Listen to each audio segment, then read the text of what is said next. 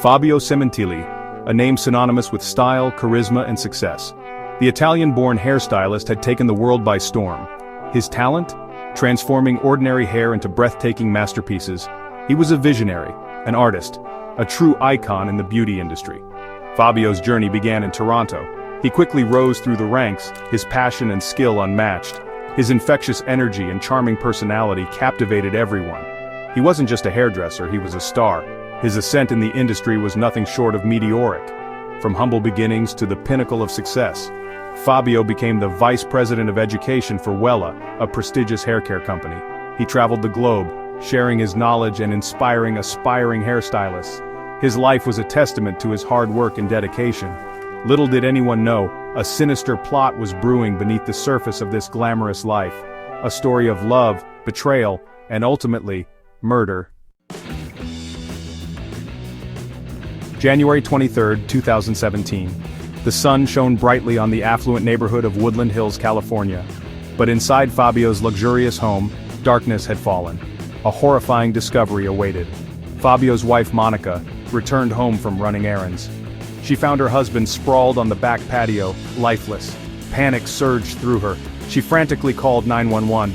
Her voice trembled as she uttered the words that would send shockwaves through the community. "My husband, he's been attacked." First responders rushed to the scene. They found Fabio in a pool of his own blood. He had been brutally stabbed multiple times. His injuries were catastrophic. The brutality of the attack was chilling. It was a scene straight out of a horror movie. The news of Fabio's murder spread like wildfire. Disbelief and grief engulfed the hairdressing community. How could such a tragedy befall someone so beloved? The police launched a full-scale investigation. They scoured the crime scene for clues. Who would commit such a heinous act? Initially, the investigation pointed towards a home invasion gone wrong. The house showed signs of forced entry. Some valuables were missing. But something didn't add up. The brutality of the attack seemed personal. It was as if the killer wanted Fabio to suffer. As detectives delved deeper, whispers of infidelity and dark secrets began to surface. Fabio's seemingly perfect life was about to unravel. The focus of the investigation shifted. The spotlight turned towards those closest to him. The investigation took a shocking turn.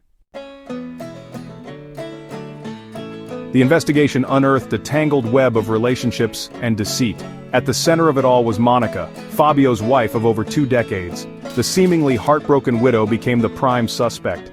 The motive? A torrid affair and a life insurance policy worth a staggering $1.6 million. Monica's secret lover, Robert Baker, emerged as a person of interest. Baker, a former pornography actor with a criminal past, had a history of violence. The plot thickened. The case took a sinister turn. Further investigation revealed that Monica had been funneling money to Baker. She had even bought him a Lexus. The pieces of the puzzle were falling into place. The police believed they had their answer. This was no random act of violence, it was a cold-blooded, calculated murder. Section 5. A trail of evidence. The evidence against Monica and Baker mounted. Phone records showed countless calls and text messages between them, many of them just before and after Fabio's murder. Surveillance footage captured Monica and Baker together in the days leading up to the killing, further solidifying their connection. But the most damning evidence came from an unlikely source: Monica's own daughter. She revealed that her mother had confessed to the crime. The daughter's testimony sent shockwaves through the courtroom. It was a parent's worst nightmare, a betrayal of unimaginable proportions. The prosecution laid out a compelling case. Monica, they argued, had orchestrated her husband's murder to cash in on his life insurance policy and start a new life with her lover. The evidence was overwhelming. The jury listened intently, captivated by the unfolding drama. Section 6. Love, Lies, and a Desperate Defense. Monica's defense team faced an uphill battle. They maintained her innocence, painting her as a loving wife who was devastated by her husband's death. They claimed that while she had been unfaithful, she would never resort to murder. Her affair, they argued, was a cry for help, a desperate attempt to escape an unhappy marriage. They argued that the prosecution's case was circumstantial. They pointed to the lack of DNA evidence linking Monica to the crime scene. They claimed that Robert Baker, acting alone, was responsible for Fabio's death. The defense team fought tooth and nail, trying to create reasonable doubt in the minds of the jurors. They questioned the reliability of the witnesses and the validity of the evidence presented. The courtroom became a battleground of accusations, denials, and legal maneuvering. Section 7. The Co-Conspirators Tales. Adding another layer of complexity to the case were the conflicting testimonies of Robert Baker and Chris Austin, an acquaintance of Baker who was also implicated in the murder plot. Austin, who had already pleaded guilty to his role in the crime, pointed the finger at Monica, claiming she was aware of the plan and had even left the back door unlocked on the night of the murder. Baker, however, maintained that Monica had no prior knowledge of his intentions to harm Fabio. He claimed that he acted alone, driven by jealousy and rage. His testimony contradicted Austin's, creating confusion and casting doubt on the prosecution's theory of a premeditated murder for hire. The jury was left to grapple with these conflicting accounts, trying to decipher truth from lies. Whose story was credible? Who was telling the truth? The fate of Monica Sementilli hung in the balance. Section 8. Guilty as charged. After weeks of testimony, the jury reached a verdict. The tension in the courtroom was palpable as the foreman read the words that would seal Monica Sementilli's fate. Guilty.